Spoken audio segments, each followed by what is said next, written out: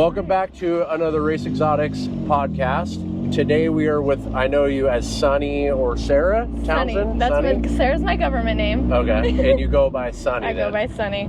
All right, and so I came across your profile. I want to say it was the Holy Effin' Airball reel that you made. Yeah. And I was like, okay, she actually knows how to drive. And I try to, I have 2 daughters, and I try to, bring girls on that are actually making, that are doing something, right? Sick, yeah. Especially nowadays, there's so many, OF girls. Finding somebody that's not, that's, actually of, real substance, I like to bring on the channel, right? It's a positive role model for my daughters to look up to. I appreciate it. Yeah, absolutely. And so I saw your profile, and I was like, hey, let's get her on the podcast. That's sick. I actually didn't even find out who you were dating until after. So I know.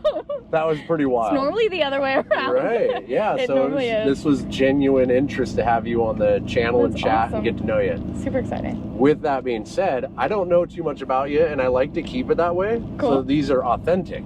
Love it. As the audience is listening and learning, I'm also learning. Yeah. So, awesome. Yeah. Thanks for coming. Let's see here. I think I go this way here. That'll lead us to horses, I think. Yeah, the equestrian. I actually went there first. I don't get up here very often. This place is amazing. Yeah, so for you guys listening, she lives in Georgia, right? I now live in Georgia, officially a year. I'm originally from California, Southern California, born and raised my whole life. Awesome. And what brought you to Georgia? Ben did. So I am a nurse, actually. That's my day job. I work nights technically, but I'm a nurse.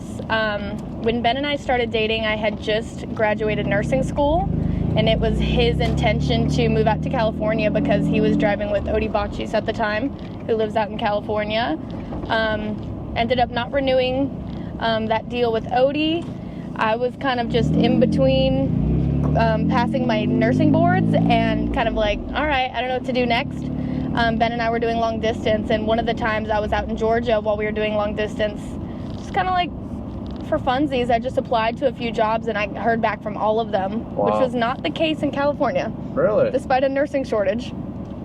So I talked to my family, I talked to my parents, and I was like, I know this is new and it kind of sounds crazy, but at the end of the day, you only live once. What was that? It's a Lotus or what is that? It's a Noble. Noble? A Noble. Noble. Very cool. Thank you. They come like that? Or... I built the wing. Yeah. Very cool. Yeah. Thank you. Anywho, so I was talking to my parents about it. They're very involved. They've been super great my whole life. And they didn't completely love the idea, but they were like, you know what, try it. Because I kind of have the concept of worst comes to worst, it doesn't work out. Right. Oh well, I can always come back and I can always do something different. So I got a job out there. I'm an oncology nurse. I'm about to hit my first year of doing that. Ben and I got engaged in March. So everything's been going great since moving to Georgia. It's a completely different way of living out there, but I'm learning to appreciate it. I do miss having beaches and snow and all those things really close. Yeah. But what part it's of nice California to just slow down. I'm in Riverside County. Okay. Yeah. Yeah, that's different. Huh? It's completely different, and the humidity, everything's very different. And everyone always asks me which I like more, and you can't really compare them because they're so different. They both have good things, they both have bad things. Right. But yeah, the humidity is no joke. No, it consumes you. Right. My wife and I got married in South Beach or Miami, and we boated out to the Bahamas for a honeymoon, and we towed our boat down, and so we towed down and camped in the boat, and some of those stops to camp in the boat were so miserable. Yeah, it's rough. It's rough. It's been colder though. We've had a little bit of a colder summer. Right. Yeah. So we got a little ahead of ourselves on Ben. I really wanted to ask what got you into cars. Is this a new thing? I saw you're out drifting. I feel like that's kind of a niche. Yeah, it is. It absolutely is. So I was actually born into race lifestyle, whatever you want to call it. My dad did dirt track. My dad raced mini sprints. My mom's water broke at one of his races. So literally born into it. My dad let his crew chief drive the car. He got a call about 20 minutes after I was born. Hey man, flipped it. Wow. So I was really born into it. Growing up though, I was a very girly girl. I didn't I wasn't super involved. They put my brother into go-karts. He hated it.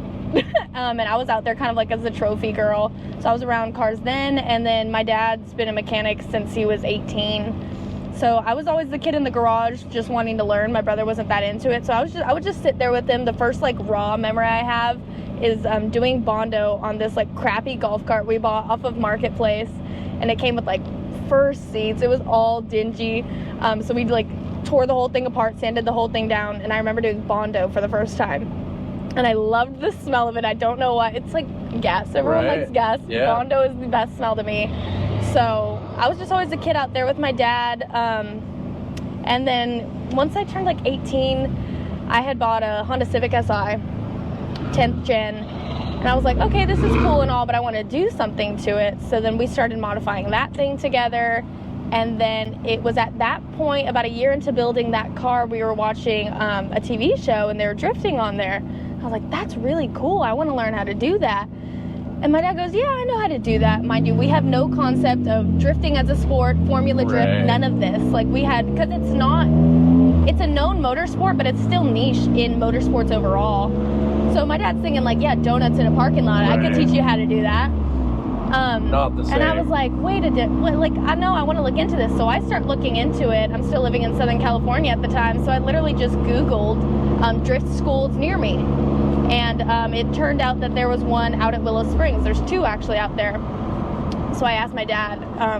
One day was like $1,200, I want to say. So it's like, it's not a cheap little one day thing, but I was like, man, that's really, really cool. And like, I couldn't get my head off of it. So and mind you, I'm in nursing school. I have maybe $5 to my name. So I'm begging my dad, like for my birthday, Christmas, something. I just want to go to one of these drift classes. And then, for a while there, he was like, he couldn't justify the price. Right. And then eventually he saw like how hooked I was into it.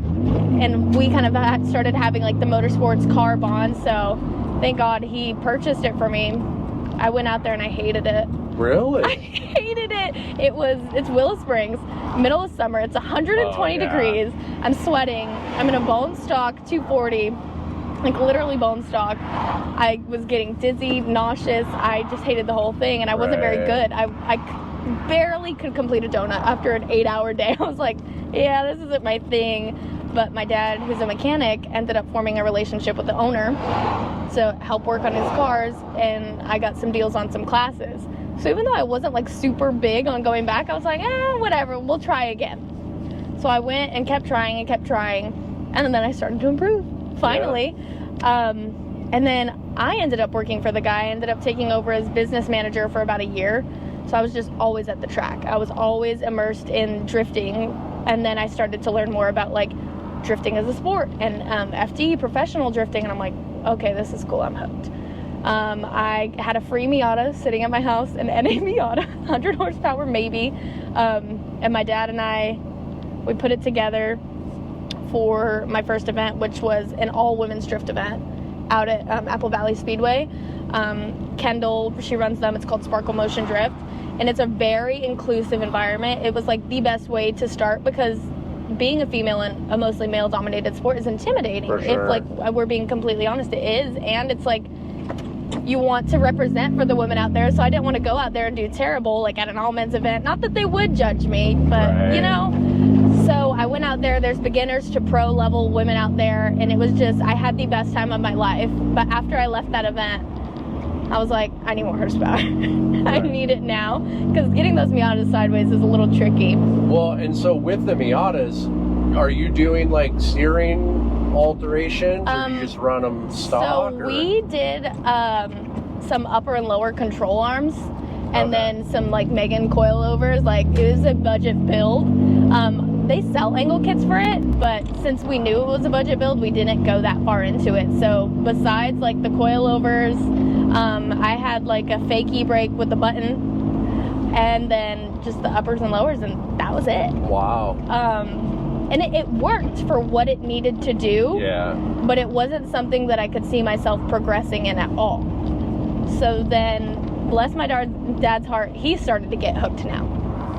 And now I'm hooked, and this is becoming our thing. So I come home from class about 3 weeks later, and there's a 350Z sitting in my driveway. I'm like, oh my God, yes. And I was like, this is it.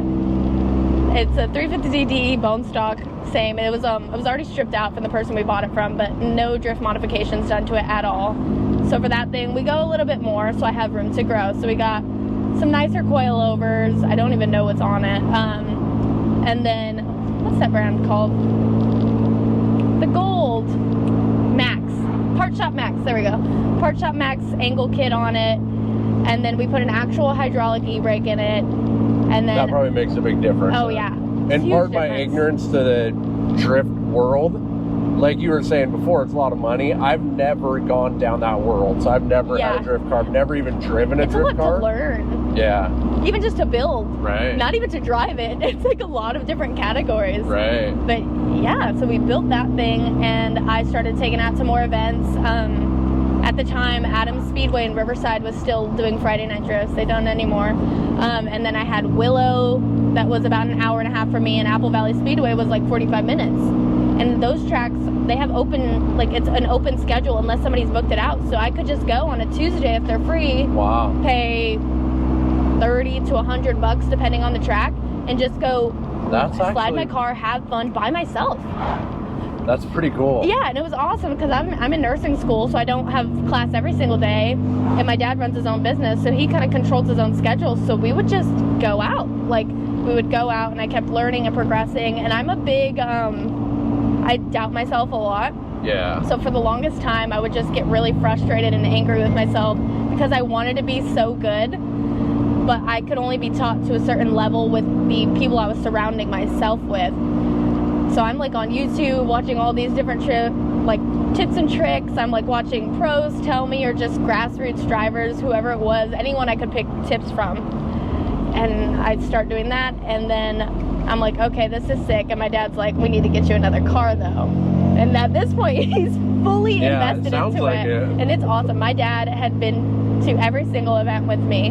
So at this point, the guy I was working for, he had a few just cars laying around, and he had this Cage 240 S14 shell just sitting around.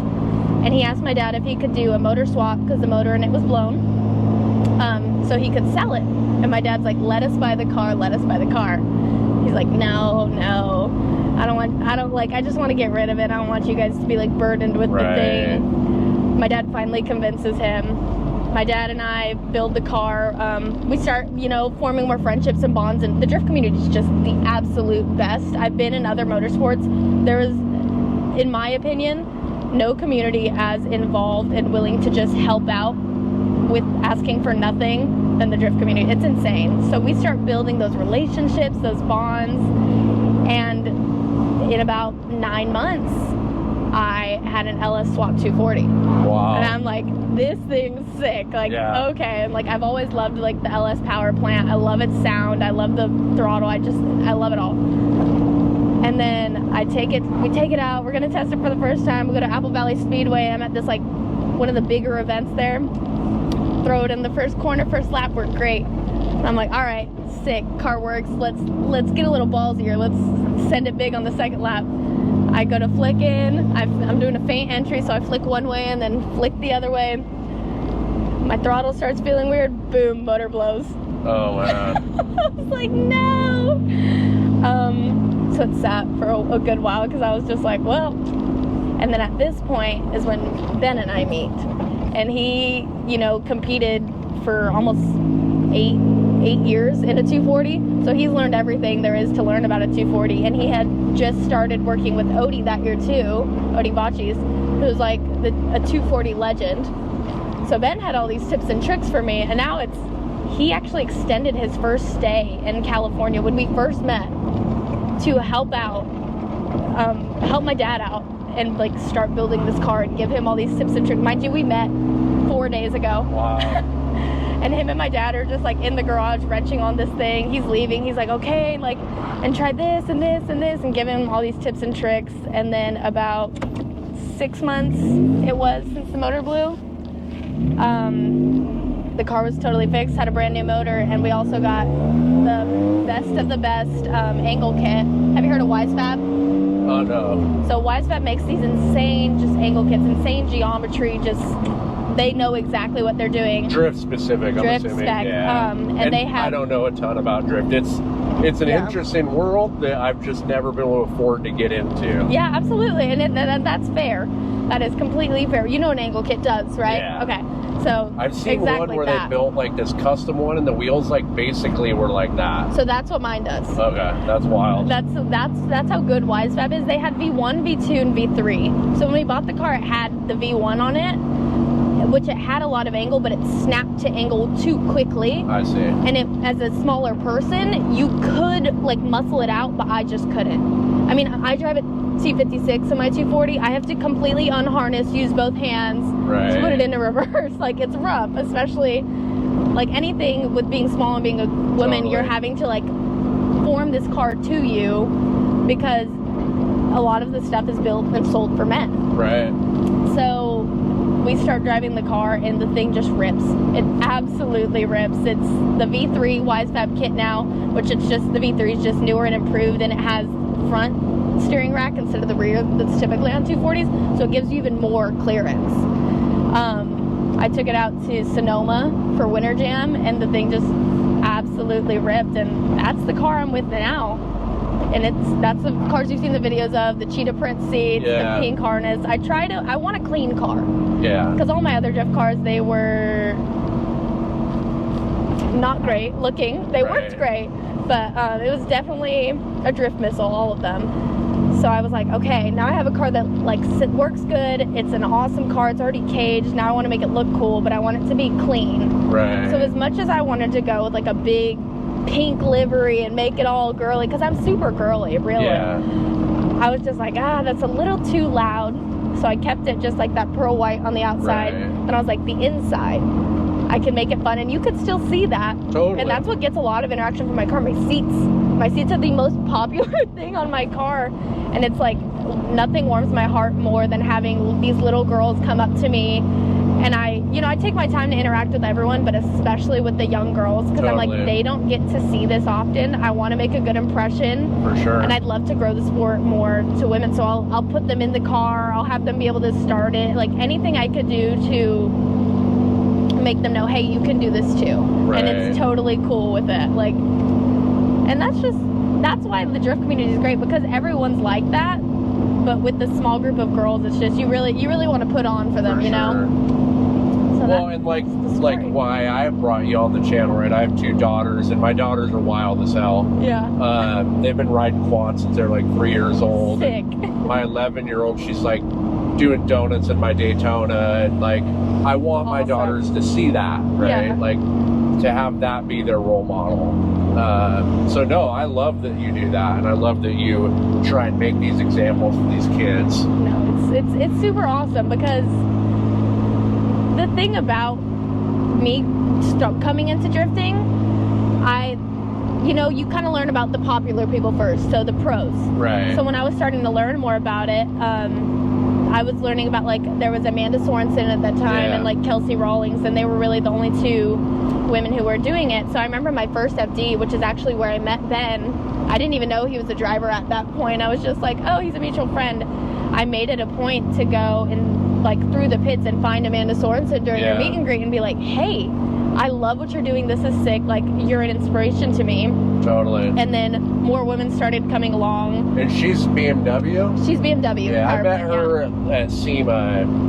I don't remember. Yeah, they're always at SEMA. They live in Vegas. Yeah, no, she's awesome, and like, she comes from a family of all boys, so she's the only one. And the thing is, she's really the head of that business too. So not only is she a total badass and is able to do all these things, she's so smart logistically and like management wise. She runs that stuff too. I mean, their parents are a great help as well, but I mean, that girl is smart. Yeah. She's really smart, and more female drivers throughout the years. I've been drifting. I've been in the scene now about 3 years actively driving. I took about a year off because my car wasn't out in Georgia when I first moved. So a little over 2 years now I've been driving, but in that short time, I mean, Zendara Kennedy came onto ProSpec, now Shelly Hansen and Colette Davis. They're absolutely killing the game. They are wiping the floor in ProSpec, because there hasn't been a Pro 1 women driver yet, because there's ProSpec and Pro in Formula Drift Series. Okay. So think of Pro Spec kind of like minor league baseball. Okay. And Pro like major leagues. So Pro Spec has half the amount of races that Pro does, and they're limited to a spec tire. They all have to run the same ECU. So that's kind of the thing there. But Shelly Hansen, her husband Rudy, drives Pro. So they're a husband and wife team, which is really cool. They're the first ones to really do that. And then Colette Davis came on, and she just started ripping. You know, she's done all types of things, like monster trucks, rally. She's an insanely good driver, but she's really versed herself in this and put all of herself into it. And they're killing it. And that's awesome. I really feel like one of them is going to be the first woman in Pro 1 or Pro to move up to Pro. Because what you have to do is finish top 3 in the Pro Spec Championship to get a chance or the offer to move up to Pro.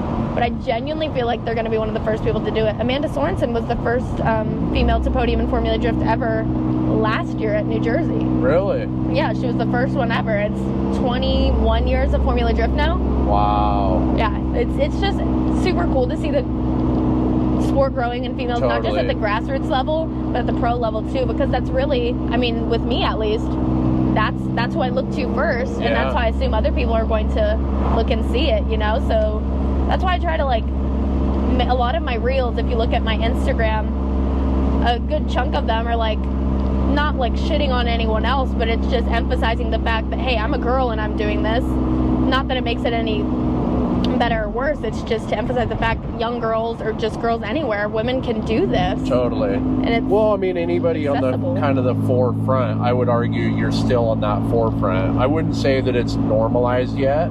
So anytime you're doing something for the first time, it's a big deal. Absolutely. I mean, I think it's a big deal.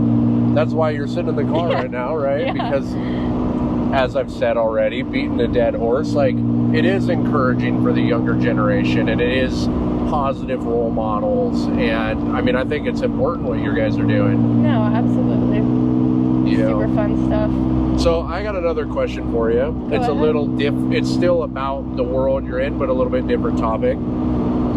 Have you guys, especially coming from California, have you seen any kind of environmental issue with the sport? The burning of tires or... Yeah. So not specifically yet that I have heard of, at least, because California is like the strictest on everything. Like, I could look at my Honda Civic at the time and it's already illegal. Like, I just touched it. But the thing is, drifting is still really niche.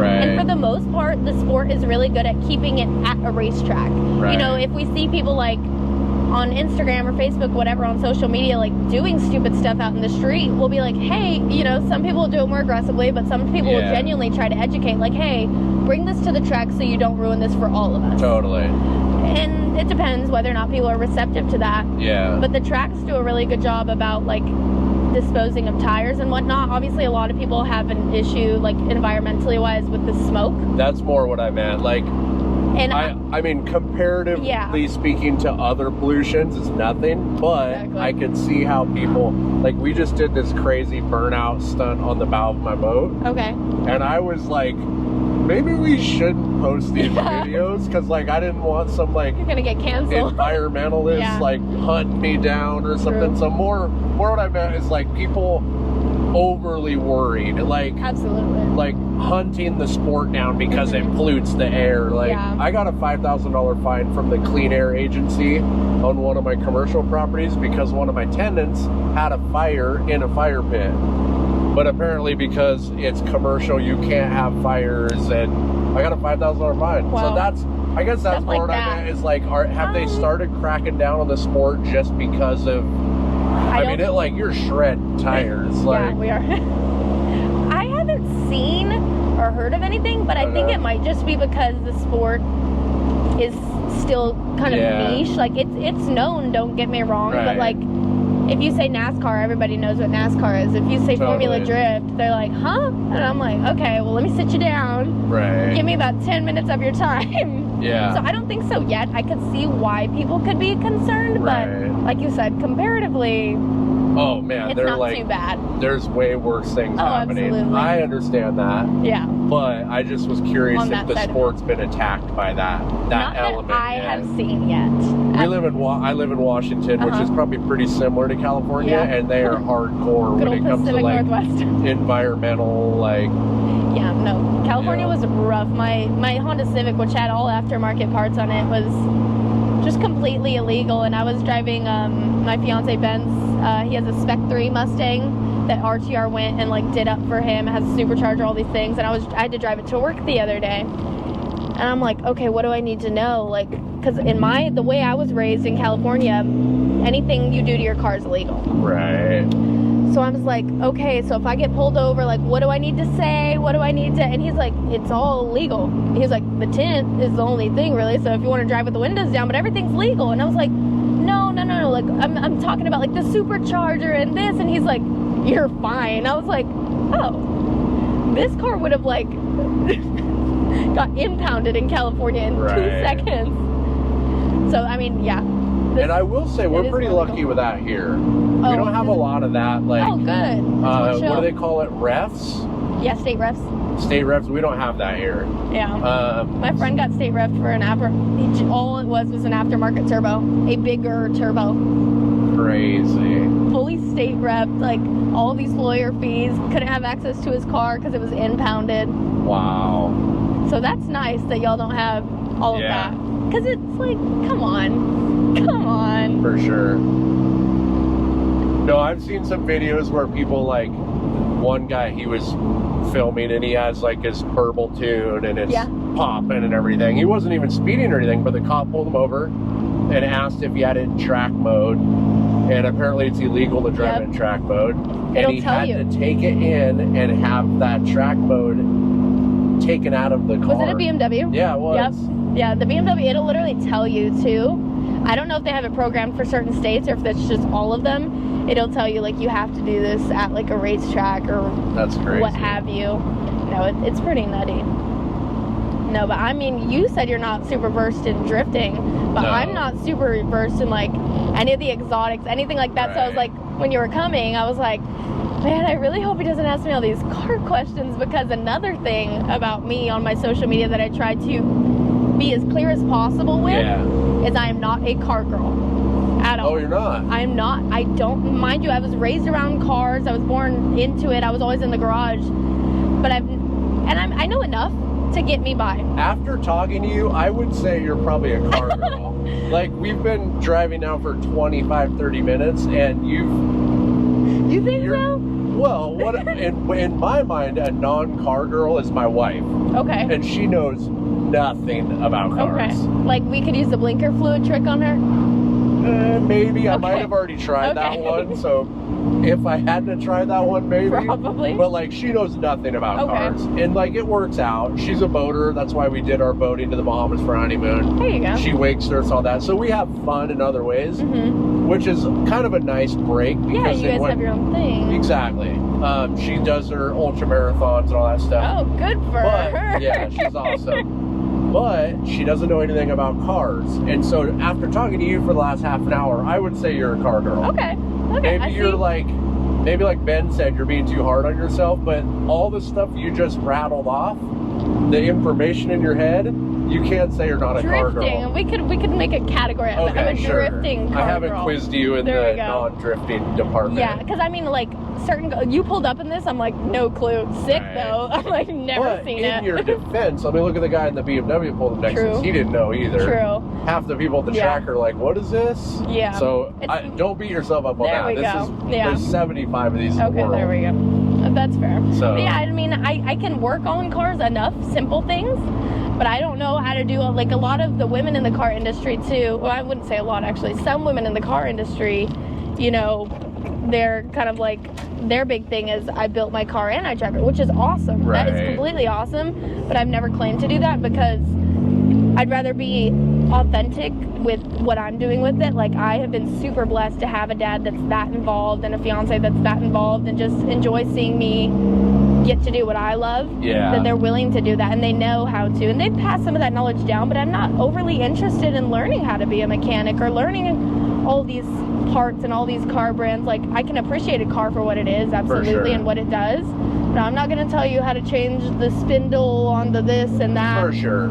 It's not my thing. But I don't think that you need to know all that stuff to be a car girl. Like, I mean, I've thought about this before, because, like, I have a lot of tech buddies Yeah. that have come into the exotic car world via money. Mm-hmm. And I wouldn't say that they were necessarily car people growing up. Like, they didn't have a past of, like, Mustangs or Hondas, or, like, Yeah. they went to school and made money, and then they go buy a McLaren. And then they buy a Porsche, and they buy a Ferrari, and now they're car people. Yeah. So, like, I think you're being a little hard on yourself, because at what point is somebody a car person? That's true. That's a different perspective. Yeah. Yeah. Like, I don't think it's only held for this like coveted people that wrench on their cars and know every nut and bolt. And because I self-admit, like, I think I'm a car guy. I bought my first car when I was 12 years old. I've had probably 400 cents. Oh, Jesus. But I don't wrench. I mean, I have, but I don't enjoy it. I want to drive. Exactly. I'm a driver, not a wrencher. And so I don't think that I have somebody that put this motor in this car for me. I don't think that disqualifies me as a car guy. True. So I would say you're a car girl. Okay, cool. Yeah, I can finally use my claim to fame. Yeah. Like what you were saying, you're setting an example in the car world. Like, everything I've heard from you so far implies that you're a car girl in my mind. Okay, perfect. Yeah. Are you interested in driving this? You don't have to. Don't feel pressured to. Well, how long do we have till we're back? I would guess 25 minutes. We can wait till we'll pull over at like a 10-minute mark. Okay. Just an offer. Because originally we were going to do this in your car. In my car, correct. And a lot of the podcasts, I like to do them in their car. Kind of part of the premise is like meet the driver. That was one of the first videos I ever made, was meet the driver. And so I think it's cool meeting people that are in the car world. Yeah. And like I said, I would consider you a car girl by any measurement that I have. Yeah. And so the concept is super awesome. Like, I love this concept. Yeah, it's pretty neat. My car's very illegal, though. Yours is? In Georgia, probably. Well, I don't even have it registered. And we're in Washington. Car. Yeah, it's a full caged. Everything's done to it. Washington, I don't know if you I'm assuming you didn't bring it? No, I didn't. Okay. I won't be driving. We're out here for Formula Drift. Okay, I didn't know if that was alright. Yeah. Here, I'm pretty sure you can drive anything on the street with a temporary trip permit. Yeah, so I was looking into that in Georgia, and I could only find it for big rigs. So there was nothing for like any like personal vehicle, anything. It was only big, and it was 3 types of big rigs, and I was like, okay, now we're getting into words I don't understand. Right. But yeah, I looked into it. I end up doing that quite often. Because I'll buy vehicles that maybe I don't intend on ever putting in my name or keeping or whatnot. It's the same color as my car. Is it? Mm-hmm. I have the same Bronco. Well, mine's a little bit cooler, but...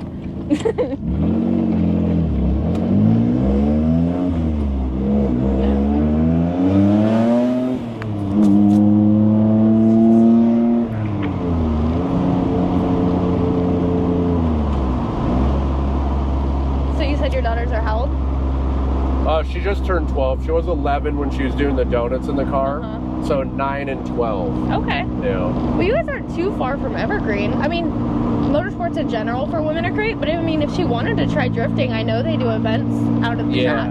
I think I don't know what age requirements are for that sport. I'm assuming they're too young for that still. So the tracks I went to back in California, as long as there was a parent present that was willing to sign it's like a liability thing, really. Yeah. A liability form, and they're safe in the car. So like, I know Prisma NRG, they make kid-size bucket seats. Oh, really? So like what Odie Botchis does, he bought his daughter a Miata. She's maybe like 9 now, I could be wrong, but he has an irregular bucket seat. He has it ratchet strapped into the regular bucket seat, sitting in there, and she has a full harness, and he extended the pedals a little bit. She's allowed to go out on the track? Yeah, she's been out at ABS before.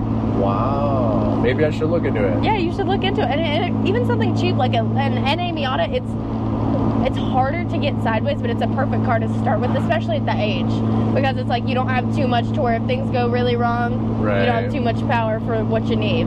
I thought about getting them into go-karting. I've got a little property that they love riding their quads on, and my eldest is starting to ask for a dirt bike, not a quad anymore, because I ride dirt bikes. Okay. And I'm kind of hesitant. I just have a couple friends that have died on motorcycles. Yeah. I have 2 other friends that are paralyzed. One was a motocross accident, one was a street bike accident. Yep. So I don't really want to encourage the motorcycle thing. That's why Ben went into cars. Yeah. Same exact thing. He got scoliosis from a crash, and his dad almost died in a crash. His whole family did it.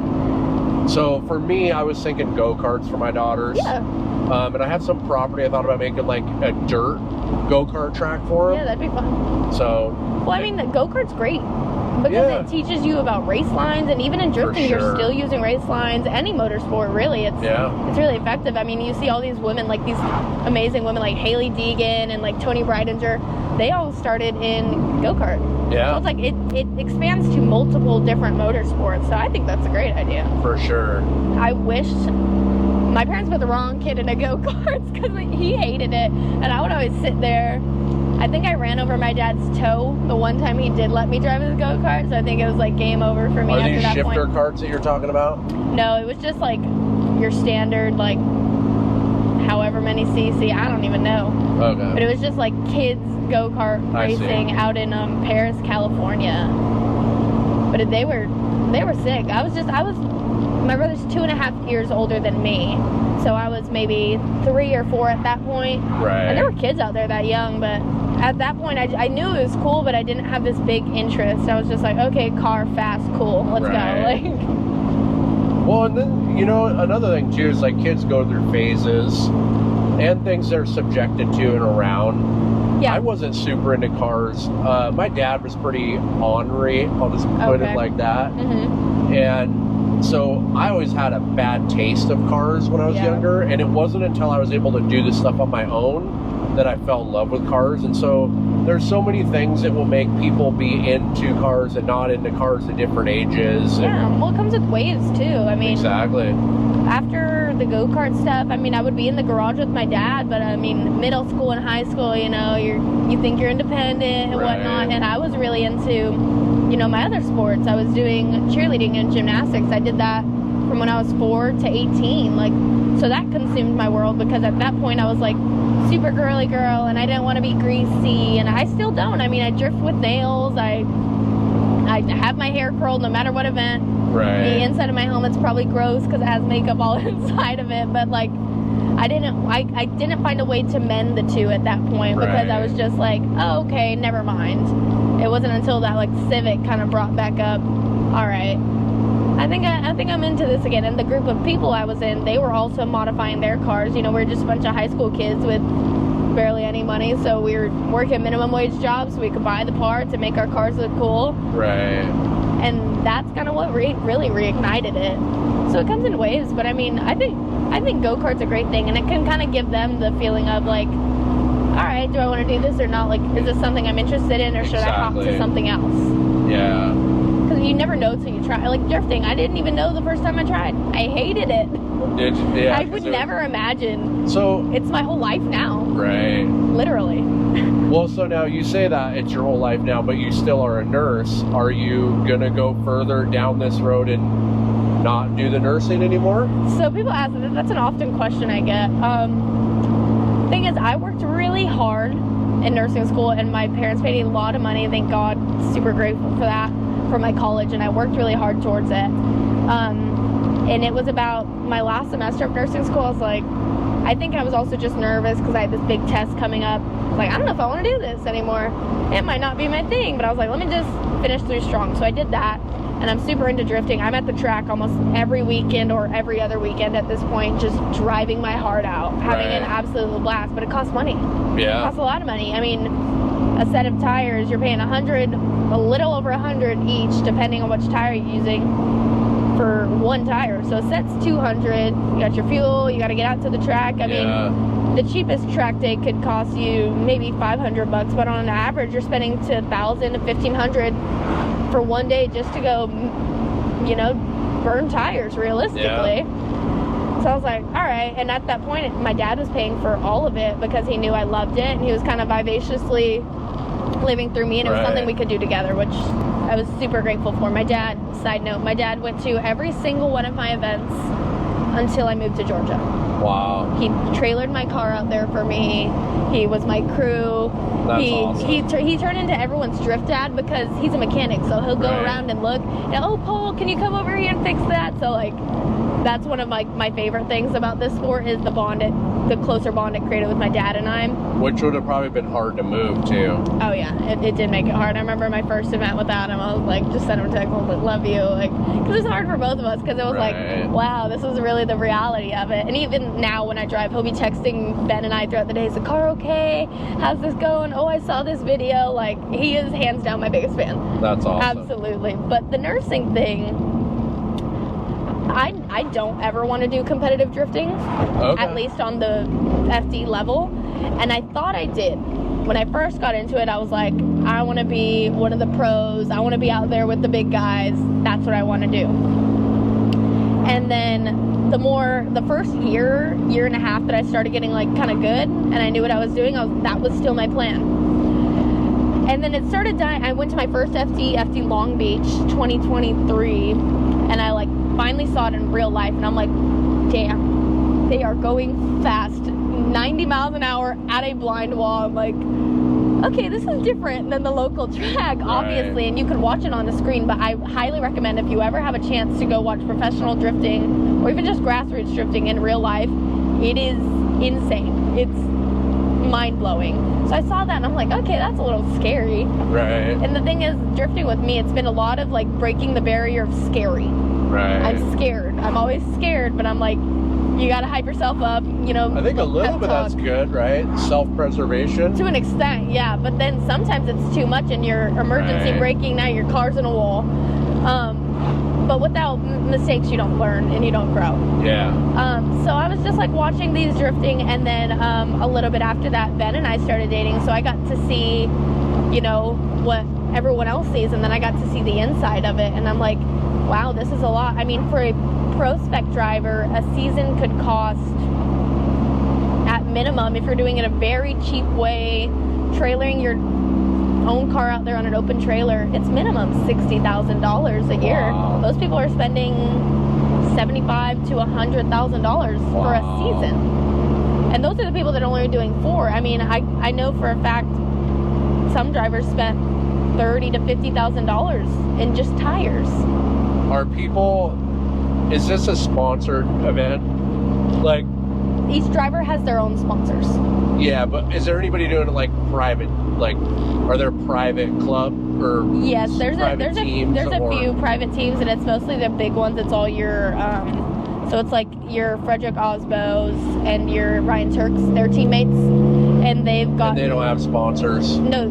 Oh, I'm sorry. I misunderstood your question. So you're talking privateers. Yeah. Is there? Oh, yeah. Self-funding. Most of them are. So most. So they really want to do it then. 75 to 85%. We'll leave it there.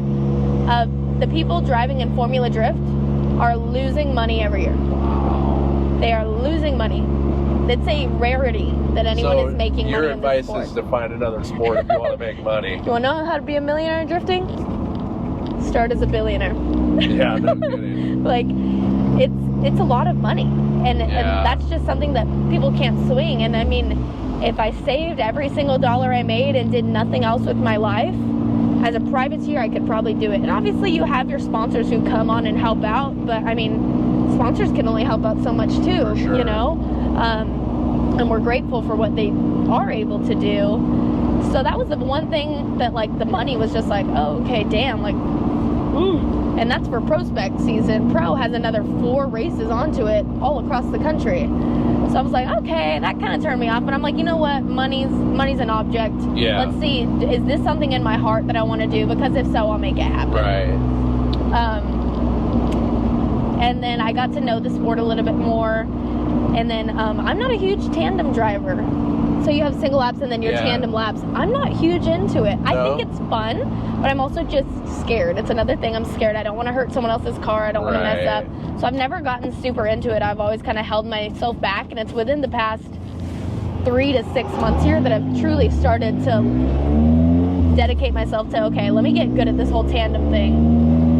But I decided, like, along the road of being behind the scenes with, you know, dating a driver and seeing every single aspect of it, it's not for me. I love the sport and I appreciate being involved in the pro level of drifting, but I don't think I ever want to be involved as a driver. Right. I have too much fun doing it, and the thing is, a lot of these pro drivers, they're not getting seat time at these events. Right. They have, if they're lucky, max 12 laps of practice, and that's if you're lucky.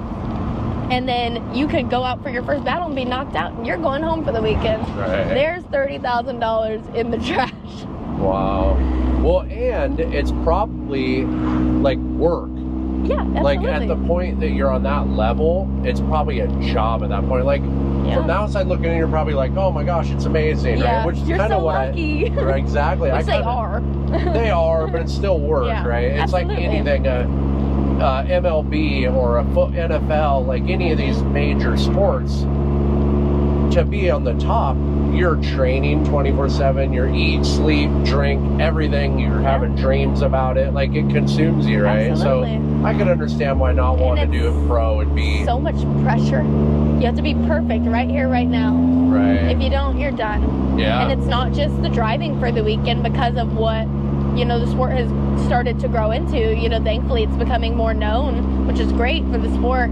But now there's more sponsor obligations and video shoots and all these other things that you have to fit into this, you know, 2 to 4 day time crunch. It's a lot for these people. Like, and then mind you, before this, they're all probably on the sim a month before. Right. And they gotta, you know, sign the baby, shake the hands, which is all great, but it's a lot that goes on behind the scenes, and it's really, you know, genuinely being able to not just see Ben, but see all these, like, men and women in the sport.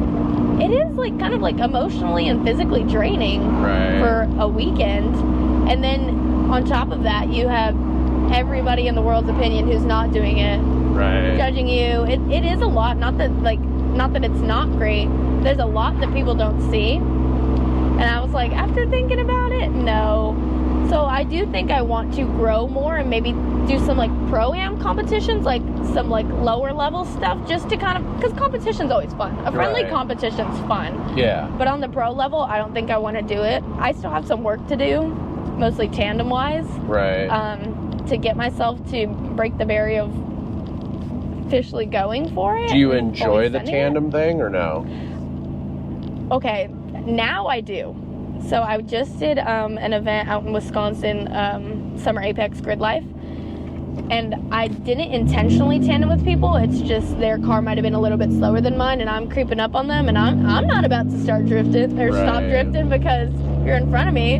So I'm gonna adjust to you, and I'm gonna see how this goes. So I unintentionally ended up tandeming, and then for a video shoot, because where Ben and I are both sponsored by Nitto, I just secured a tire sponsorship, which is like huge, above the moon for me. Yes, it's well, that's super probably awesome. Pretty like important, like you were saying. You go through tires so it's often. Massive. So I'm super grateful for them, and with that sponsorship, you know, we're both sponsored by them, so we had to get a video of us tandeming. And Ben has always wanted to tandem with me, and I always tell him no. We've like semi-tandemed once out in Apple Valley, but I was like, keep enough room for Jesus between us, because I'm afraid of you. He's like, what, you're afraid I'm gonna mess up? I'm like, no, I don't want to mess up in front of you. I know. I've seen people spin, do all types of crazy things, and he avoids them. And it's not that I don't trust him, I don't trust me. Right. So we did that once and a couple other times, but I've never let him get close to me, and I don't want to chase him because his car, he has all these crazy expensive drift cars. I'm like, I don't want to hurt your car. Right. So for the shoot, he was in the Fun Haver Fox body. Okay. And I was in my 240. And then we just went for it, and it was close enough. I made a few mistakes. I straightened up, but I was like, I'm in it, and I'm like, oh wait, this is fun. Now I'm coming for your door. Like, let's get closer. Because the thing about it too is, I don't know how it works in like rally and whatnot, but drifting, I know what the car's doing. I know exactly what the car's doing. However, I don't know exactly how it looks. until I watch a video. Like, Ben showed me a video of me on a bank track the other day, and I'm on the track like, yeah, I have all this angle, I'm at the top of the bank, like, this is sick. And then I get out and he shows me the video, I'm like, what? Like, and I was still drifting and I was doing a good job, and I was like, oh, that's not what I thought I looked like. So it's kind of humbling when you go back to watch those videos. Same thing in tandem. I feel like I'm right on his door right here. In reality, I'm probably this far, but from your perspective, you're looking from driver to driver, it looks like you're right there. Yeah.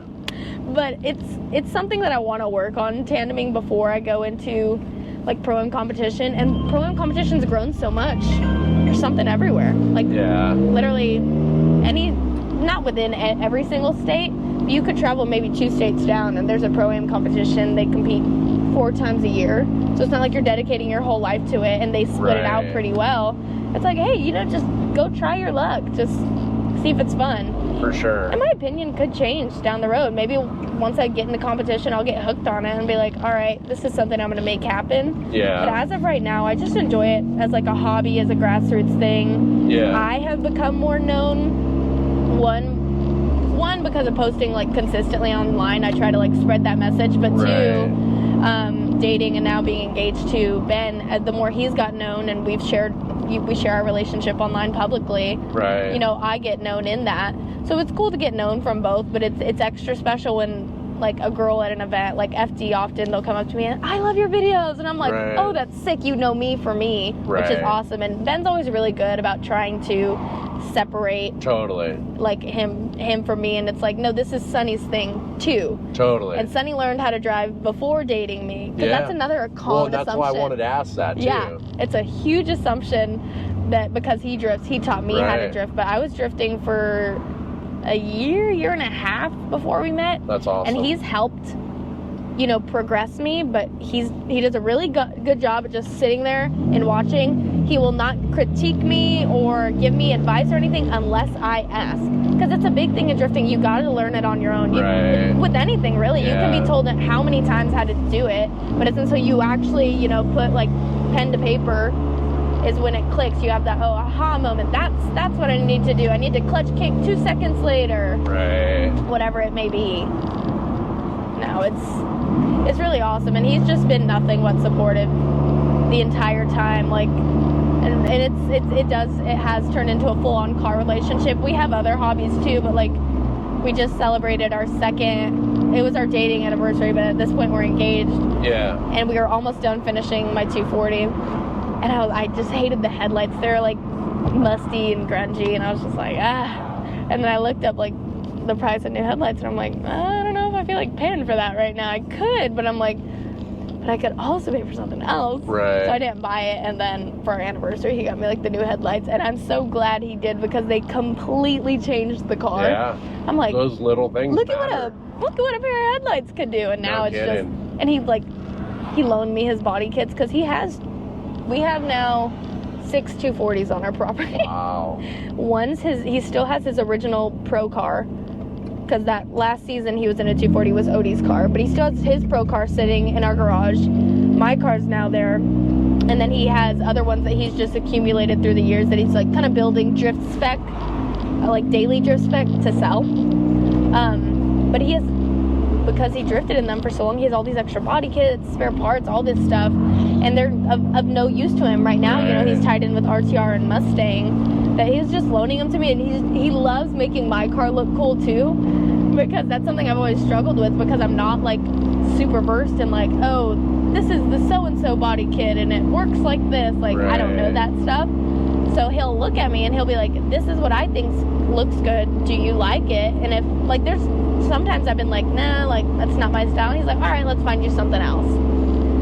So, that's super cool. He's just been an absolute like gem of a person with it. It's super awesome, and nothing but supportive. He's out there taking videos, fist pumping, and people are coming up to him like asking for his autograph, and he doesn't like, he pays the mind, but he's more so like, oh yeah, but I'm here to support her right now. Totally, that's awesome. So, and he lets me have my time and my moment, which is just, and I got that vibe when I came to meet you. Like, I mean, it felt that way. Like, okay, this is her thing. I'm leaving now.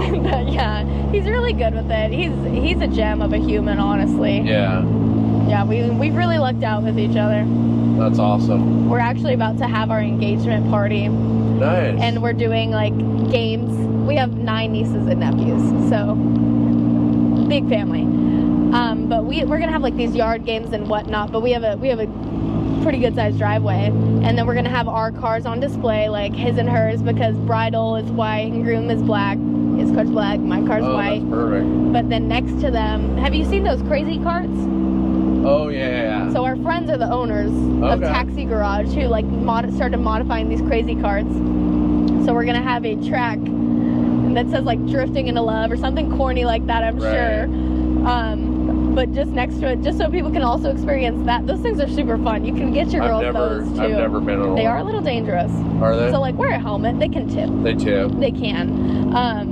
But those things are fun too. But it perfectly like encapsulates our whole love story, because we truly have an FD love story. And if I did not bust this man's plan, I think he would have proposed to me at a Formula Drift event, for the sole reason that if you didn't bust his plans? Yes. What do you mean? I was like, this is your plan, because we had had that conversation of like, okay, we want to get engaged, like, we're planning on getting married. And I was like, this is how you're going to do it, huh? You're going to do it in FD. He was like, well, now I'm not.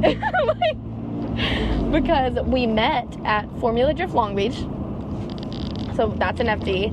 And then we were kind of like talking, or whatever my generation calls it now. Whatever. We didn't really know what we were doing, because he lived in Georgia. I lived in California. Right. We both had completely different lives. So then I had flown out to a race to surprise him, still didn't really know what we were doing, and then the next race after that, he had wanted me to fly out to like come see him, come try this out, like, and then he asked me to be his girlfriend there at another FD event. That's so all awesome. of our like big milestones in our relationship have been surrounded by an FD. Yeah, I ruined it. You get married at one?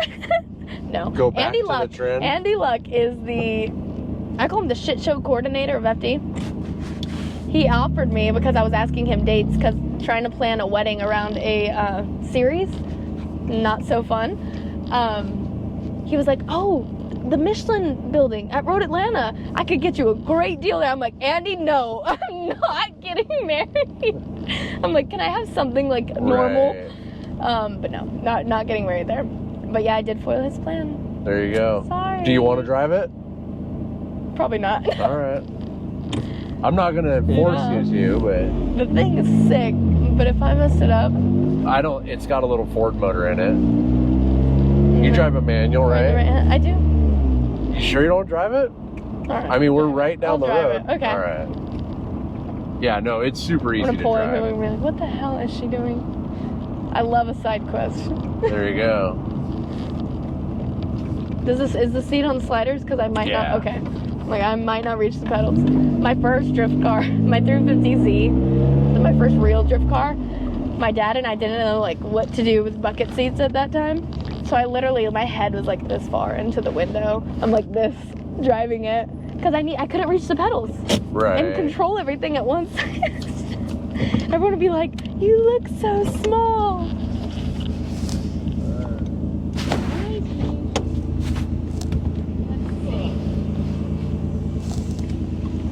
Oh, this thing is low.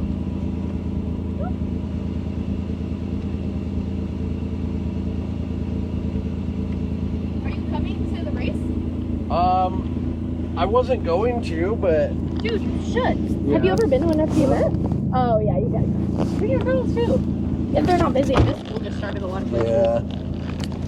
Okay, I think Mike is still on that one. Yep. Okay, where's the slider? Good? Yeah. That's the thing about sharing cars with Ben. We're like big on our seating position. Yeah. It's like, oh, Well, I it's messed probably up my pretty seating important, I'm position. assuming. Yeah, luckily in my 240 I still have sliders. So when something breaks on the car, Yeah, instead of a fixed seat. yeah, whenever something breaks on the car, I get like nervous about testing it out again, because I'm like, I probably do have enough knowledge and like go around to know what to do if something goes wrong in a situation, but I don't want to have to do that. Right. So whenever something breaks, I'm like, you go test.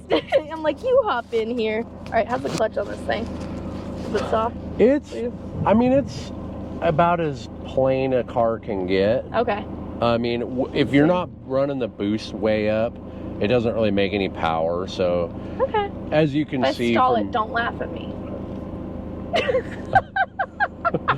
Do you drive a manual? Yes, I do. Okay. All right. This is first. Yeah. Yeah. Yeah, it's super simple Let's to see. drive. Oh, this is really, the gas and the brake are really close. All right. What? I don't want to like hit the gas too hard. Hold on, what are we doing here?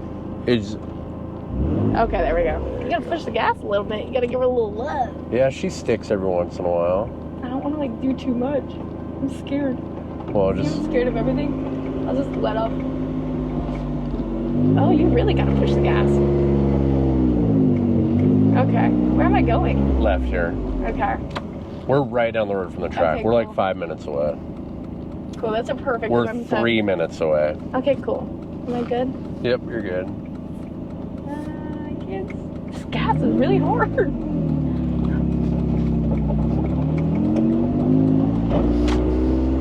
Jeez. I gotta get stronger legs. Okay, there we go. Oh, this thing's fun. It's like a little go-kart. Yeah. I didn't want to get on it too much because it's just the exhaust here is loud. We wouldn't have made for a very good video, or audio. This is fun. But when you're boosting up, this thing is super fun, and it just hugs the road. Yeah. I mean, it's crazy. The steering's awesome on this thing. Yeah, no, my dad taught me how to drive a manual. We had like a pretty banked long driveway. We live on a hill, and it had bricked ribbons. And he was like, okay, if you roll past this ribbon, the brick of ribbons. I think it's an extra, up over the overbridge. He was like, if you roll past this, you can't drive the car out. And I'm like, okay, well, that's pressure. And it was a Mini Cooper. He bought me this stock Mini Cooper off Marketplace just so I had like an easy car to learn how to drive manual in. That's awesome. I think it's a pretty important skill to have. My friends came over from Norway. And they couldn't drive my automatic vehicles. Really? From Europe? They couldn't drive automatic. No, they drive manual. Yeah. They couldn't drive an automatic. They're like, how do we drive this? I'm like, what? You put your foot on the gas pedal when you want to go? Yeah, I thought you were saying the opposite. I'm like, they only drive manuals over there. Yeah, no, her and her brother could only drive manuals. That's hilarious. I mean, good for them though, because it's a lost skill. It's almost like your own they joke about they joke about all the time, like best way to keep Gen Z from stealing your vehicle is have a manual. Well, it's like if my friends and I, like when we were older, it's like when let's say I would drive out and okay, I'm not gonna drink, I'm gonna drive home somebody else. Right. They'd be like, well, we can't take your car, we don't know how to drive your car. Right. Because the SIs, they only come in manual, which that was a great car too. It was awesome. We did have to end up going with a heavier clutch because of like what we did to it. The stock clutches on there can barely handle what the car puts out stock. Right. But those are great. So now that we're getting back to the track, I did want to ask you a question. Go ahead. What has been your favorite experience since you've started drifting? And I know that's probably a really tough question because you probably had a lot. A lot of events. We've been to a lot of events. Let's see. My favorite experience for me was probably the first time driving the 240 after the rebuild. The LS.